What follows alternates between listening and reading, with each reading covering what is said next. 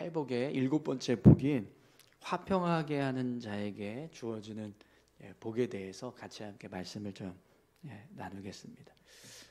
여러분, 오늘 저와 여러분들이 하나님의 자녀인 것을 믿으십니까? 네, 오늘 저와 여러분들이 하나님의 자녀입니다.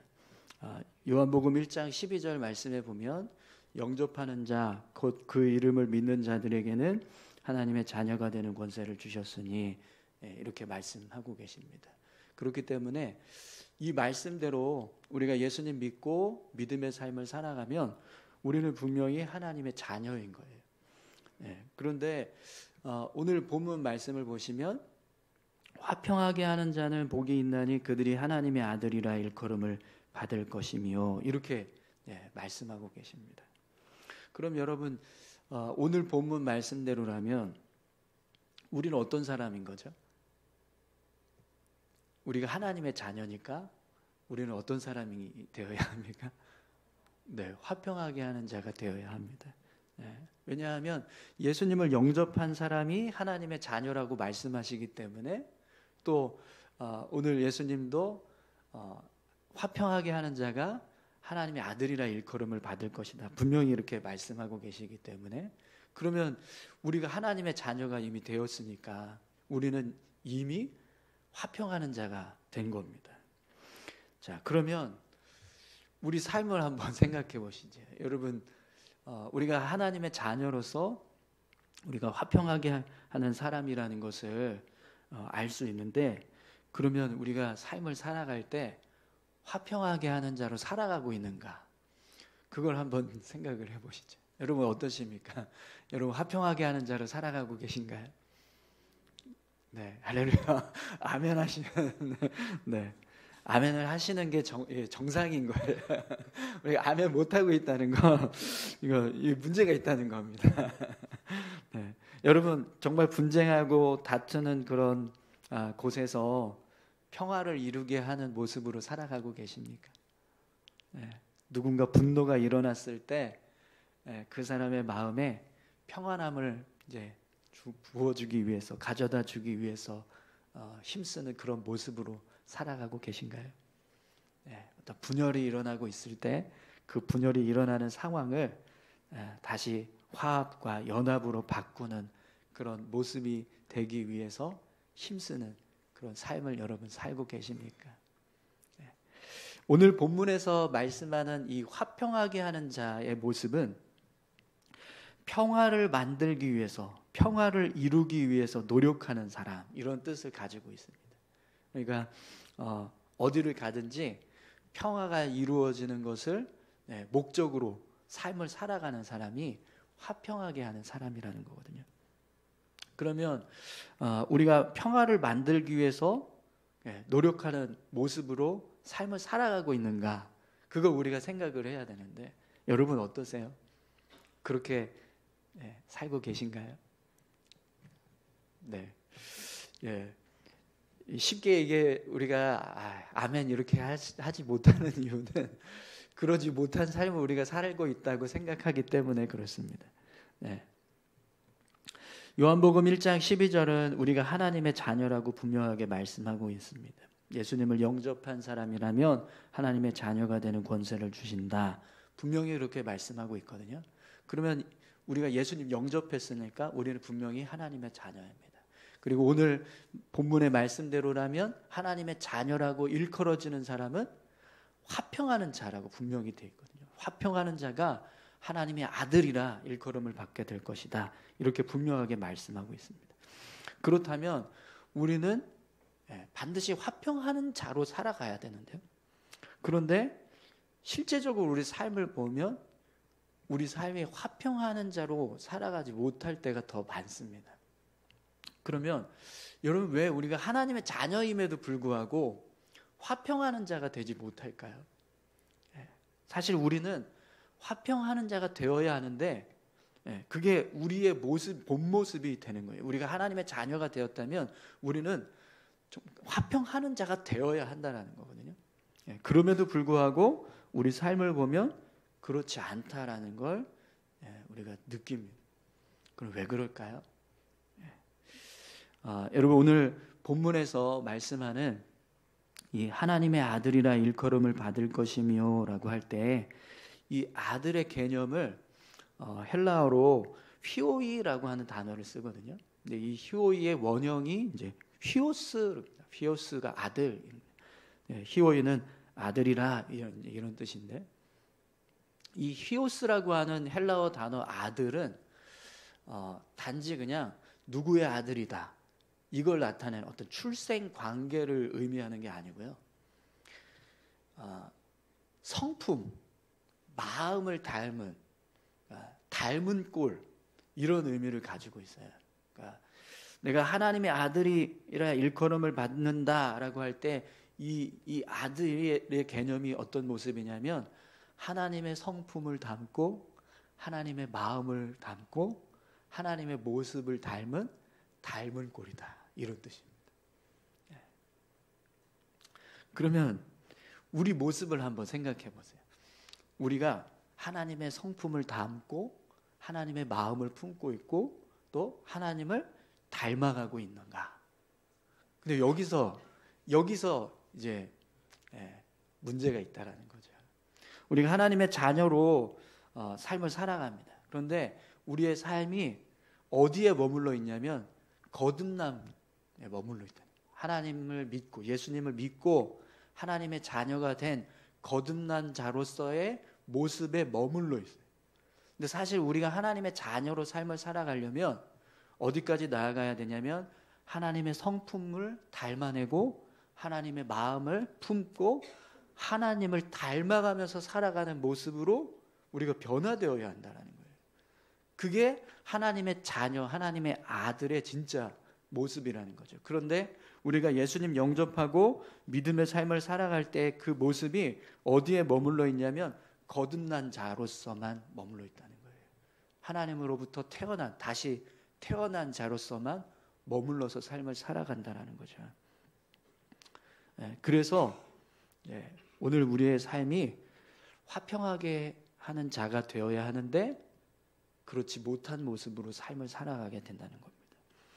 이 요한복음 1장 12절에서 말씀하는 하나님의 자녀는 여기서는 이제 테크논이라고 하는 단어를 써요. 근데 이 테크논은 그냥 누구로부터 태어난 자, 출생 관계를 의미합니다. 그러니까 하나님으로부터 태어난, 다시 하나님으로부터 거듭난 하나님의 자녀라는 뜻이거든요.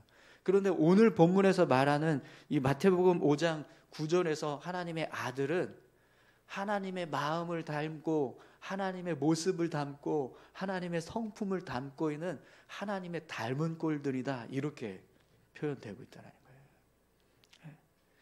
그럼 여러분, 오늘 우리가 하나님 앞에서 삶을 살아가는 모습이 화평한 자가 되기 위한 방법도 사실 오늘 본문에서 우리가 찾을 수 있습니다.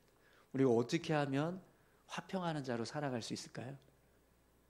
하나님의 마음을 우리 마음에 품고 하나님의 성품을 우리가 닮아가기 위해서 힘쓰고 우리가 하나님을 닮기 위해서 힘쓰면서 삶을 살아가면 결국에는 우리가 화평하는 자로 살아갈 수 있다는 겁니다. 오늘 저와 여러분들이요, 하나님의 자녀인 줄 믿습니다. 그렇다면 여러분, 오늘 저와 여러분들은요, 하나님을 닮아가기 위해서 힘써야 합니다. 하나님의 마음, 또 하나님의 성품, 하나님을 닮아가는 모습, 그 모습을 이루는 것이 오늘 저와 여러분들의 모습이 되어야 한다는 거죠. 사랑하는 성도 여러분, 오늘 저와 여러분들이 하나님을 닮아가는 자 되시기를 축원합니다. 우리가 하나님의 닮은 꼴이라는 걸 기억하고 하나님을 닮기 위해서 하나님의 마음을 우리 마음에 품고 또 하나님의 성품들을 우리가 닮아가기 위해서 힘쓰면서 삶을 살아갈 때 우리 삶은요, 화평하게 하는 자로 살아갈 수밖에 없습니다.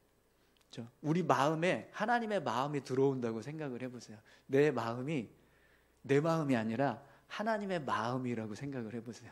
그러면 어디 가서 여러분 우리가 막 다투고 분열시키는 그런 일을 할 수 있을까요? 못합니다. 그죠? 하나님의 마음은 화합하길 원하십니다. 하나 되길 원하세요. 그게 하나님의 마음이거든요. 근데 그 마음을 우리가 품고 삶을 살아가면 어떻게 우리가 분열하게 할 수 있겠어요? 네. 하나님의 성품은 사랑입니다. 아멘이신가요? 근데 그 하나님의 성품을 내가 닮아서 그 성품대로 내가 삶을 살겠다라고 한다면 우리는요 어디 가서 네, 화평하게 하는 자로 살아갈 수밖에 없습니다. 근데 여러분 우리가 가끔씩 자녀들에게 그런 말 할 때가 있잖아요. 야, 너는 내가 낳은 아들인데, 내가 낳은 자식인데 왜 이렇게 나를 닮은 게 하나도 없냐? 네, 이렇게 말할 때가 있습니다.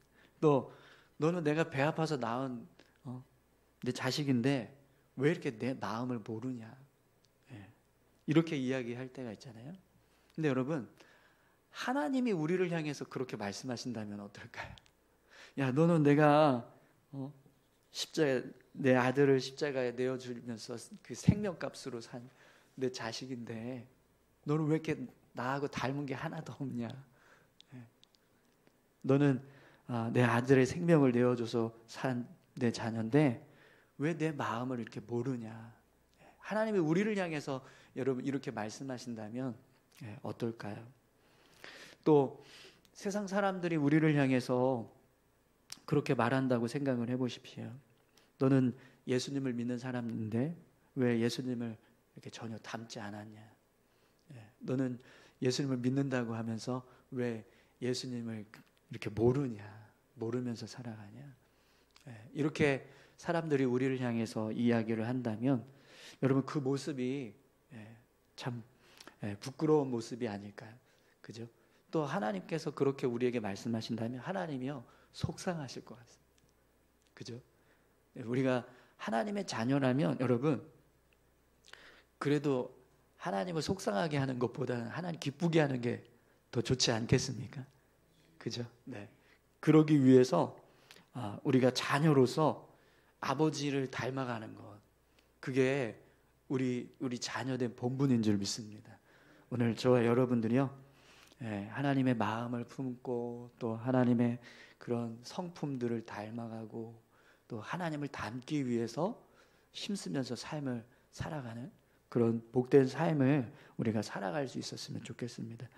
사실 지금 이 시대는요 정말 이 화평하게 하는 자의 복이 필요합니다. 우리 그리스도인들의 모습을 보면 하나님의 그 모습을 닮아내지 못해서 닮지 못해서 너무나 많은 비난을 받습니다. 그리스도인들, 교회, 세상으로부터 비난받고 욕을 먹는 이유가 뭐 이제 세상이 악해져서 교회를 부정적으로 보고 성도들을 부정적으로 보니까 그렇게 욕을 하는 것도 있지만 그러나 그 실제적인 모습들을 우리가 살펴보면 그리스도인들이 하나님의 성품을 닮아내지 못해서 교회가 하나님을 담아내지 못해서 비롯된 그런 비난과 어떤 이야기들도 사실은 많이 있거든요. 근데 점점 더 그렇게 되어져 가는 것 같습니다. 근데 여러분 오늘 저와 여러분들이 화평하게 하는 자로 삶을 살아간다면 하나님을 정말 닮은 하나님의 아들로 우리가 삶을 살아간다면 우리 분명히 세상으로부터 이 사람들이 하나님의 닮을 꾼들 맞구나, 교회가 정말 하나님을 담아내고 있구나 라는 것을 듣게 될 겁니다. 오늘 그런 마음으로 그런 모습으로 여러분 저와 여러분들이 함께 그렇게 삶을 살아갈 수 있었으면 좋겠습니다. 근데 우리 삶의 모습이요 이렇게 하나님을 닮아내고 하나님의 성품을 담아내고 하나님을 닮기 위해서 살아가는 모습, 이 모습을 제가 이렇게 묵상하면서 그런 생각이 들었습니다. 요즘 이렇게 새벽마다 이렇게 결론을 지금 예수님과 함께 동행하는 삶으로 자꾸 결론을 맺고 있는데, 근데 오늘 말씀도 이렇게 곰곰이 묵상을 하니까요, 결국에는 그거더라고요. 우리가 24시간 예수님 바라보고 예수님의 뜻대로 삶을 살아가려고 하고 또 예수님을 의지하고 붙잡으려고 하고 예수님 안에서 삶을 살아가려고 하는 모습. 근데 그 모습이 결국에는 하나님의 마음을 담아내려고 하고 하나님의 성품을 담아내고 하나님을 닮으려고 하는 모습인 거예요. 여러분 예수님과 함께 동행하는 거, 그게 결국에는 우리가 그리스도인으로서의 삶을 살아가는 답인 줄 믿습니다. 매일매일 순간순간마다 주님 어떻게 할까요? 주님의 뜻이 무엇입니까? 그걸 묻고 그 뜻대로 내가 삶을 살아가려고 힘쓰면 분명히 우리 삶은요, 결국에는 화평하게 하는 자가 되게 될 줄 믿습니다. 우리 같이 함께 기도하실까요?